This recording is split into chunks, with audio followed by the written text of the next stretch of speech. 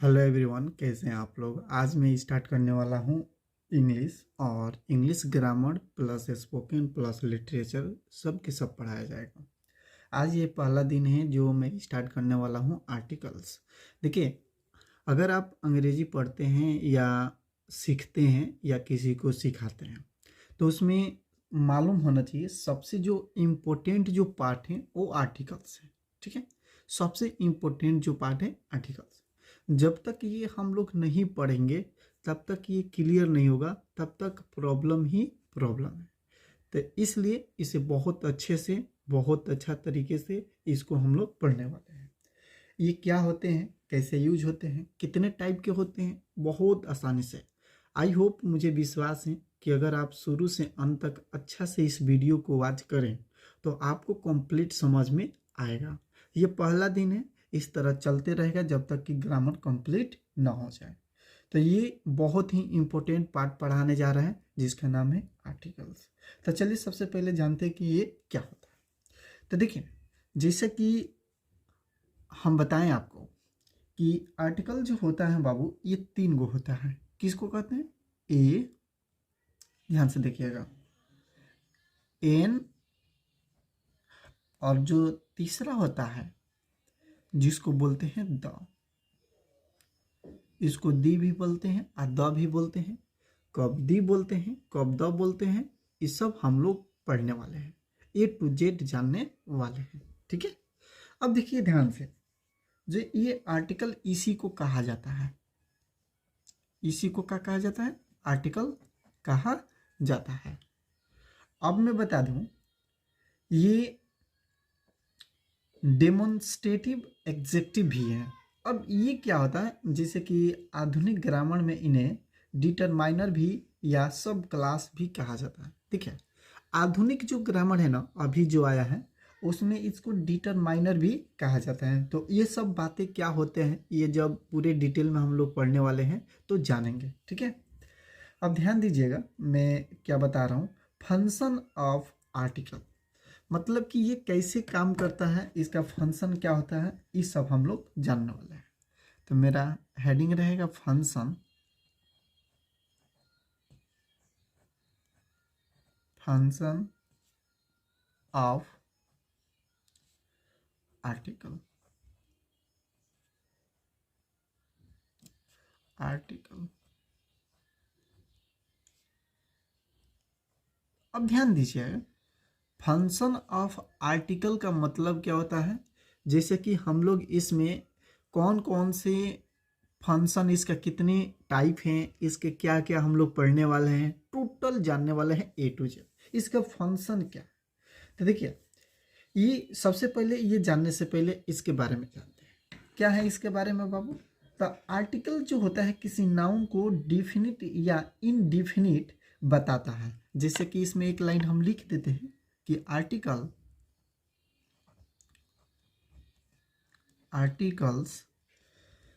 किसी नाउन को, किसी नाउन को इनडेफिनिट, इनडेफिनिट, अब बताएंगे कि इनडेफिनिट क्या होता है। इनडेफिनिट को हिंदी में बोलते हैं अनिश्चित। क्या बोलते हैं? अनिश्चित, अनिश्चित बोलते हैं। या डिफिनिट, कौन सी बाबू? डिफिनिट। डिफिनिट को बोलते हैं निश्चित। अब ध्यान से देखिएगा मेरे प्यारे साथियों, मेरे प्यारे दोस्त, इसको समझिएगा। बनाते हैं, यानी कहने का मतलब है कि जो हम लोग आर्टिकल पढ़ते हैं वो 2 ही टाइप की चीजों को बनाते हैं। पहला क्या? डिफिनिट। क्या बाबू? डिफिनिट। और दूसरा, सॉरी, पहला इनडेफिनिट और दूसरा डिफिनिट। अब देखिए, जो आर्टिकल होता है ना, हमको दो ही टाइप के इसमें पढ़ना पड़ता है। अब देखो, अनिश्चित क्या होता है, अनिश्चित क्या होता है, इसको बताते हैं। मतलब व्हाट इज डिफिनिट, डिफिनिट क्या होता है, इनडिफिनिट क्या होता है, इसको समझिए। जैसे हम कहें मैंने एक भिखारी को देखा, ध्यान से देखिएगा। हम जैसे कहें यहाँ पे आपको, आई सॉ ए बिगर, मैंने एक भिखारी को देखा, ध्यान से देखिएगा। मैंने एक भिखारी को देखा। ध्यान से देखिएगा तो आपको अभी समझ में आ जाएगा। ठीक है, देखिए, मैंने एक भिखारी को देखा, देखा है, बात समझिएगा ठीक से। तो जब आप भिखारी को देखिएगा तो एक बात बताइए आप, ये डिफिनिट है कि इनडिफिनिट है? ये इनडिफिनिट है। देखिए कैसे, जब आप भिखारी को देखें तो ये बताइए उसके बारे में और कोई जानकारी नहीं है, सब आप जाके देखे कि भिखारी हैं। जैसे एक और एग्जांपल दे देते हैं, महिला जो वहां बैठी हैं सुंदर है, जैसे हम लिख दें महिला वहां, महिला जो वहां बैठी हैं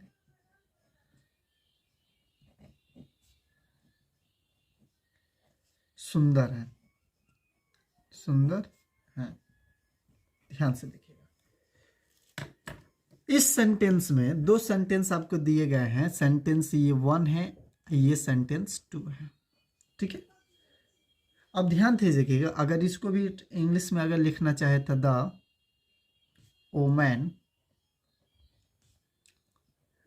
woman who is sitting there is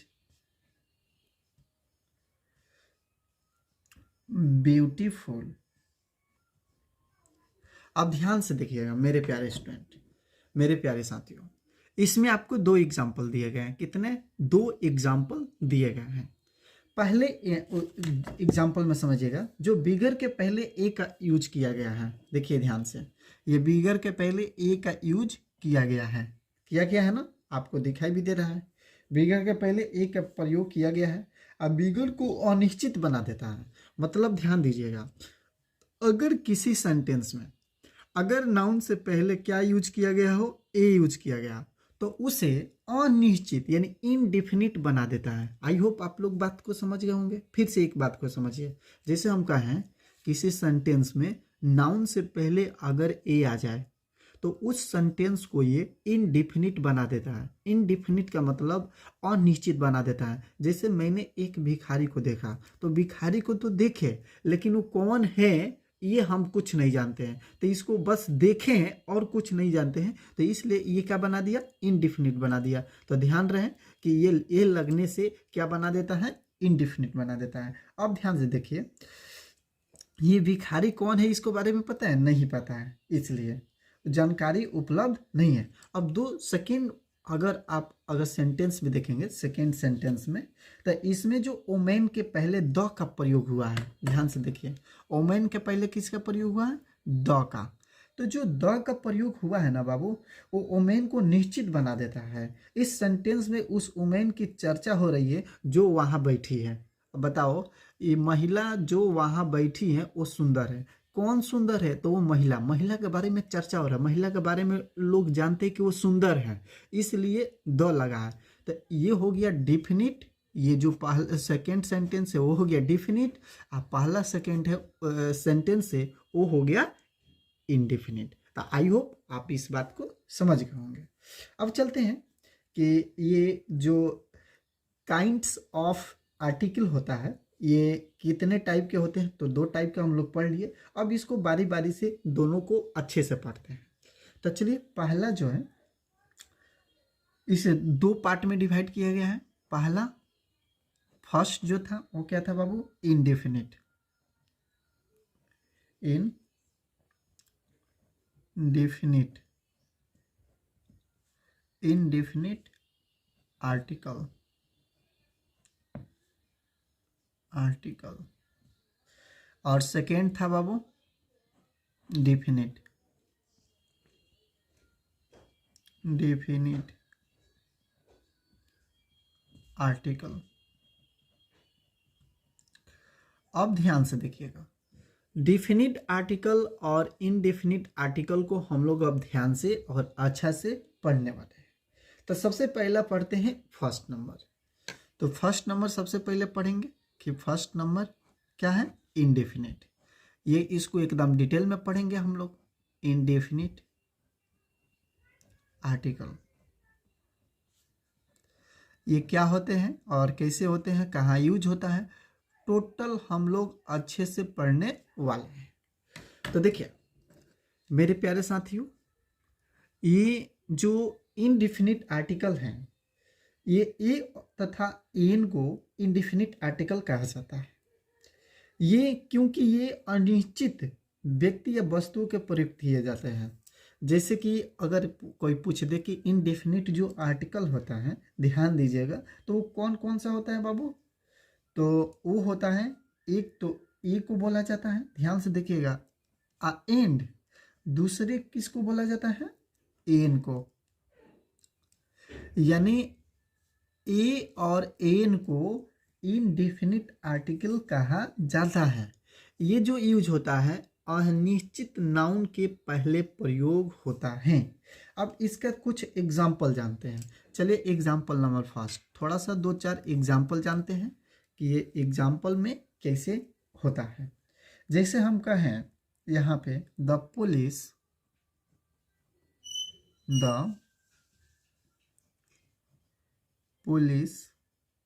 have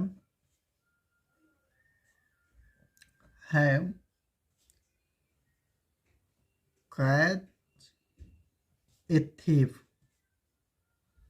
ध्यान दीजिएगा, जैसे कि ये पता नहीं है कि वो चोर कौन है, लेकिन पुलिस उसको पकड़ रही है। ठीक है, तो ये ऐसे एग्जाम्पल होते हैं जिसको अब आप बता नहीं सकते हैं कि पूरा डिफाइन है वो क्या है, इसलिए इसका यूज किया जाता है। सेकेंड और एक बताते हैं, I saw a man standing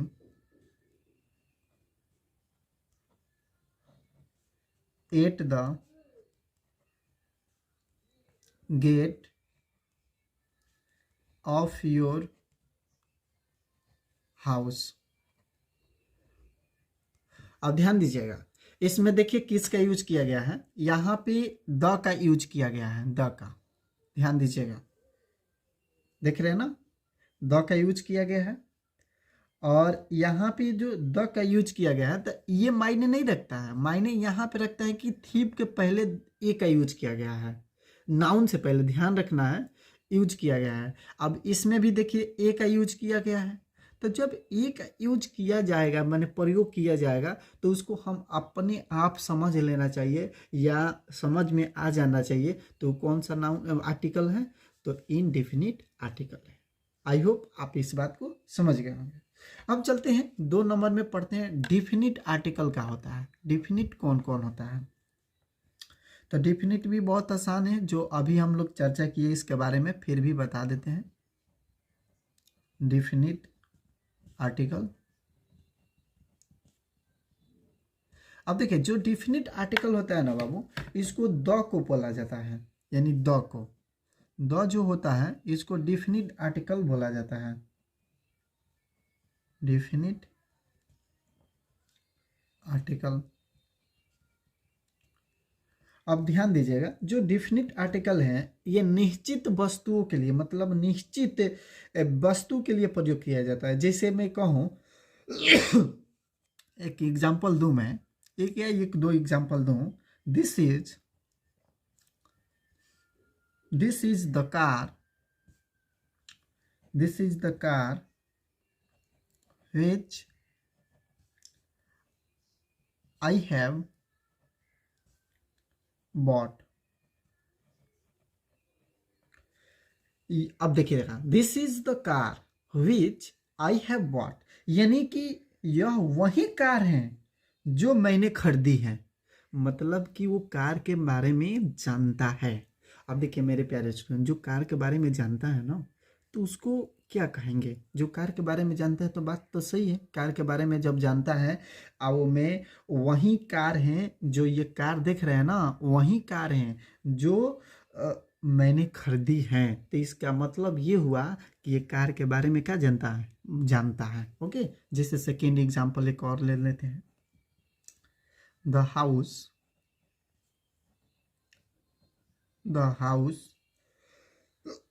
in which she lives is old। अब ध्यान दीजिएगा, ये कह रहा है sentence, the house in which the leaves is old, यानी कह रहा है कि घर जिसमें वह रहती है पुरानी है। मतलब जिस घर में वो रहती है वो पुरानी है, इसका मतलब उसको पहले से क्या है, मालूम है। तो जब पहले से मालूम है, इसको डेफिनिट बोलते हैं। जो जानकारी है उसके, जिसके बारे में बात किया जाए या जानकारी हो, उसको बोलते हैं डेफिनिट आर्टिकल लगाया जाता है उसमें। और जो जिसके बारे में बात किया जाए उसी को खुद पता ना हो, तो उसको बोलते हैं इनडेफिनिट आर्टिकल में प्रयोग किया जाता है। तो ये सब ध्यान देने वाली। अब हम लोग पढ़ने वाले हैं different between the use of a and an, यानी अब हम लोग पढ़ेंगे डिफरेंट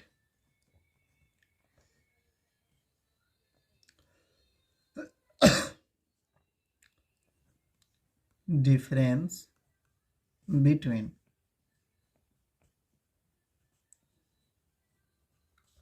द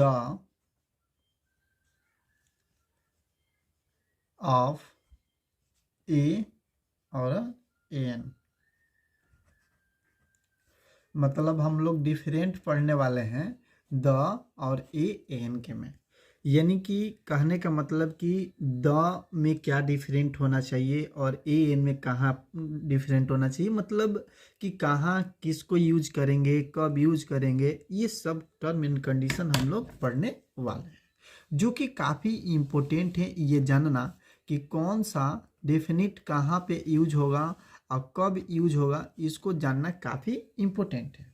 तो देखिए, ए तथा एन का जो यूज होता है वो सिंगुलर काउंटेबल नाउन के पहले होता है। अब चलिए ध्यान से देखिएगा, जो ए और एन का यूज होता है बाबू, वो कहाँ होता है, तो सिंगुलर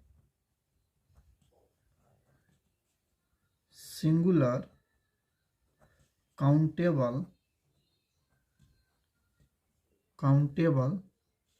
नाउन के पहले होता है। अब ध्यान दीजिएगा, अब आपसे कोई पूछे ए और एन का यूज कब होता है, कहाँ, मतलब किस लिए होता है, तो ये तो हम लोग जान गए कि इनडेफिनिट आर्टिकल में इसका प्रयोग होता है, यूज होता है। लेकिन आपसे ये अभी जानना जरूरी है कि और ये कहाँ यूज होता है, तो सिंगुलर काउंटेबल नाउन अगर रहेगा तभी यूज होगा। ये बात याद रखिएगा, बहुत इंपॉर्टेंट है, ठीक है।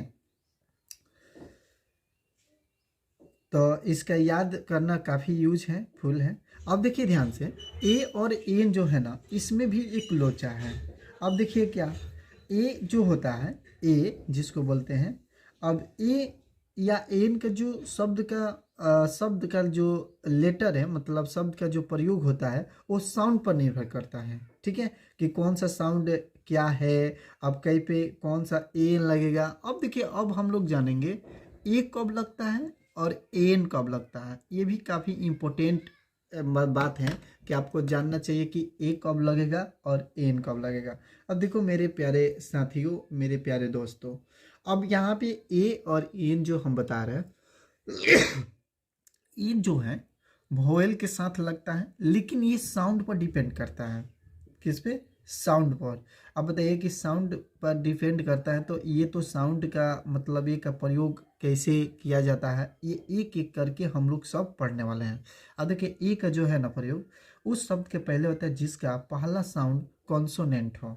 ध्यान से देखिएगा, ए का जो प्रयोग किया जाता है जिसका पहला साउंड क्या हो, कॉन्सोनेंट लिखेंगे। पहला साउंड, पहला साउंड क्या हो बाबू, कॉन्सोनेंट हो, कॉन्सोनेंट। अब ध्यान दीजिएगा, इसको हिंदी में व्यंजन बोलते हैं।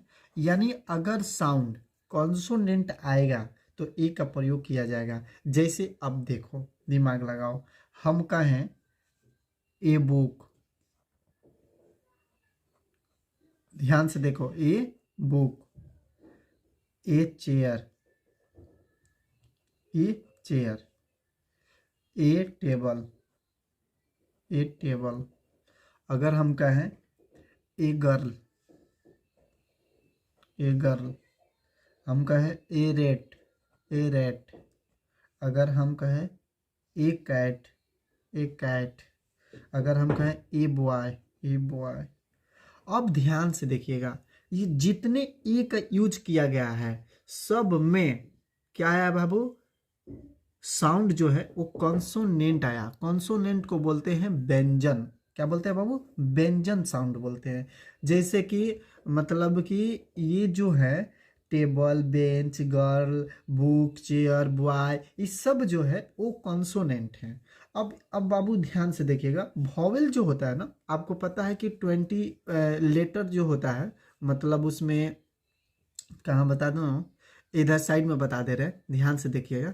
जैसे कि 20, मान लीजिए कि जितने भी वोवेल जो कॉन्सोनेंट होते हैं, अब इसमें समझने वाली बात है कि आपको कॉन्सोनेंट साउंड पता होना चाहिए कि किस में निकलता है। अब देखिए इसको भी जान लेते हैं तब उसको बताते हैं, ठीक है। इसको भी जान लेते हैं, एन का। अब देखिए एन का जो प्रयोग होता है ना, इसका साउंड क्या होना चाहिए बाबू पता है, इसका जो पहला साउंड है वो होना चाहिए वोवेल। क्या होना चाहिए भाई, वोवेल होना चाहिए। अगर वोवेल होगा, साउंड साउंड, तो उस पे हम क्या यूज करेंगे, इसको बोलते हैं स्वर, इसको क्या हिंदी में बोलते हैं स्वर। तब इसका यूज करेंगे एन का। जैसे इसका भी एग्जाम्पल देख लीजिए, उसके बाद ये बता देते कि लेटर में कितने वर्ड होते हैं, इसको कैसे यूज किया जाता है ये भी। जैसे हम बोले एन ऑक्स, ठीक है, ध्यान दीजिएगा। जैसे बोले एन एलिफेंट, एलिफेंट, ठीक है। जैसे बोले ए एग, ध्यान दीजिएगा। एन इंक, इंपोर्ट, ध्यान से देखना है। An and. तो ये जितना चीजें हैं ये सब वोवेल का साउंड आ रहा है। तो जब वोवेल का साउंड आएगा ना, तो ध्यान दीजिएगा, बहुत इंपॉर्टेंट। अब क्या बताने वाले थे, ये नोट में आप याद करिएगा, ठीक है, बहुत इंपॉर्टेंट है नोट। ए नोटी नोट, ए नोटी नोट। नोट में आपको क्या याद करना है कि इंग्लिश लेटर में, ध्यान दीजिएगा, इंग्लिश जो लेटर होता है उसमें, इंग्लिश लेटर में, लेटर में ए ई आई ओ यू, इसको वोवेल कहा जाता है। क्या कहा जाता है बाबू, वोवेल, वोवेल्स कहा जाता है। ध्यान से देखिएगा, क्या कहा जाता है, वोवेल कहा जाता है। और जो शेष 21 बच गए ना बाबू, 21 शेष बच गए, ये तो 5 को वोवेल कहा जाता है। टोटल जो होता है 26 होता है, तब 5 निकल गए वोवेल, तब बच्चा कितना 21। इसको बोलते हैं बाबू कॉन्सोनेंट, कॉन्सोनेंट। अब इसको आपको मालूम रहना चाहिए। किंतु किसी शब्द का पहला लेटर कॉन्सोनेंट हो तो उसके ए का प्रयोग करना तथा उसी शब्द का पहला लेटर कोई वोवेल हो तो उसके पहले एन का प्रयोग करना गलत भी हो सकता है। अब देखिए, अब आया मजे वाला बात। अब मैं बता रहा हूं, अभी हम बताएं कि अगर कॉन्सोनेंट आएगा तो ए यूज करेंगे, अब वोवेल आएगा तो एन यूज करेंगे। अब कभी कभी ऐसा होता है कि अगर आप ये देखने में लगे कि ये क्या है, कॉन्सोनेंट है, लेकिन एन का प्रयोग हो जाएगा। ये कभी देखने में लगे वोवेल है और कभी एन का एक पर यूज हो जाएगा, तो इसमें तो थोड़ा लोचा है। तो चलिए इसको जानते हैं, थोड़ा समझते हैं, ये काफ़ी इंपॉर्टेंट है। अब देखिए मैं बता दूं आपको कि कॉन्सोनेंट हो तो ए का प्रयोग, तथा किसी शब्द का पहला लेटर वोवेल हो तो एन का प्रयोग कभी कभी गलत हो जाता है। कैसे? अब देखो, साउंड पर निर्भर करता है। देखो जैसे कि मैं बताऊं, थोड़ा ठीक से समझिएगा, क्योंकि इंग्लिश में लेटर तथा साउंड में अंतर हो सकता है। देखिए इंग्लिश जो होता है ना बाबू, समझिएगा ठीक से, बहुत इंपॉर्टेंट बात बता रहे हैं। इंग्लिश में जो लेटर होता है, लेटर, ठीक है, लेटर, और दूसरा तथा जो होता है साउंड, साउंड, इस दोनों में अंतर हो जाता है, डिफरेंट हो जाता है, अंतर हो सकता है। ठीक है, जैसे एक एग्जाम्पल दे रहे हैं, ध्यान से देखिएगा।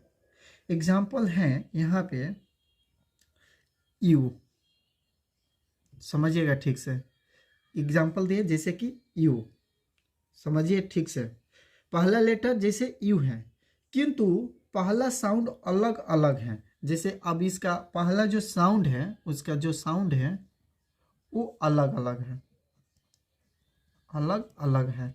इसका टू का मतलब अलग अलग है। अब जैसे देखो हम का है एग्जाम्पल नंबर 1, जैसे कहे ए यूनिट, समझना ठीक से, क्या बोले, ए यूनिट। तो यूनिट जो लगा है बाबू, ए यूनिट लगा है तो बात सही। अगर लगाए यहाँ पे यू से है, देखिए ध्यान से, यू से है ना। अब इसी को हम लिखे एन अम्ब्रेला, अम्ब्रेला, अम्ब्रेला लिख दिए, तो यहाँ पे एन लग गया। अब बताओ, तुम्हें लोग दिमाग लगाओ, यहाँ पे ए यूनिट है, यहाँ पे अम्ब्रेला के साथ एन आ गया, थोड़ा अलग हुआ कि नहीं? अब देखो यहाँ पे लिख सकते एन उर्दू। अब बताओ यहाँ पे उर्दू में एन लग गया। तो कहने का मतलब है कि ये साउंड पर डिपेंड करता है। अब देखो साउंड पर कैसे, इसको हिंदी में लिखेंगे यूनिट, यूनिट, यानी जो यू बना है ना, य प्लस उ से बना है, यह प्लस उ से बना है, यूनिट। ठीक है, ये जो अम्ब्रेला बना है, ये अ से बना है, अम्ब्रेला। अब ध्यान से देखिए, तो अम्ब्रेला अ से बना तो एन लग गया, य से बना तो ए लग गया। दिमाग लगाओ। तो ये सब ध्यान लगाने वाली बात है और बहुत इंपॉर्टेंट है, नहीं ध्यान लगाइए तो गलत हो जाएगा। अब फिर देखिए, ये तो यू हो गया। अब देखिए एक लेटर जो होता है ई, अब ई में भी क्या अंतर है, इसको भी देखिए ई। अब ई से हम लिखें एन आई, समझिएगा ठीक से, इसको हिंदी में बोलते हैं आई, एन लगा है। अगर यही बोले एन एग, समझिएगा ठीक से, एन एग, ई जो लेटर है, समझ रहे हैं ना, ई, इसका साउंड अलग अलग है। इसको बोलते हैं एग, इसको क्या बोलते हैं बाबू, एग, इसको एग बोलते हैं। अब देखिए यहाँ पे एन इफेक्ट, इफेक्ट, इसको इफेक्ट बोलते हैं। अब देखिए जैसे कहने का मतलब है कि ये साउंड अलग अलग हो सकता है। यहाँ पे ई था तो आई हो गया, यहाँ पे ई है तो एग हो गया। बात समझ में आ रहा है? तो थोड़ा सा साउंड अलग अलग हो सकता है, इस पर ध्यान देने वाली बातें हैं। ठीक है, अब बहुत इंपॉर्टेंट बात बताने जा रहे हैं जो कि आपके लिए काफ़ी यूजफुल है। वो क्या है? तो आइए देखिए, जिनका लेटर एम है किंतु साउंड अलग है, जैसे कि ए मेंबर, ठीक है, ए एम पी। अब बताओ, अब एम का साउंड देखो, एम का, एम का ठीक से देखना, एम जो लेटर है इसका साउंड देखो। अगर हम कहें ए मेंबर, मेंबर, ए मेंबर, ठीक है, तो इसको ऐसे लिखेंगे मेंबर,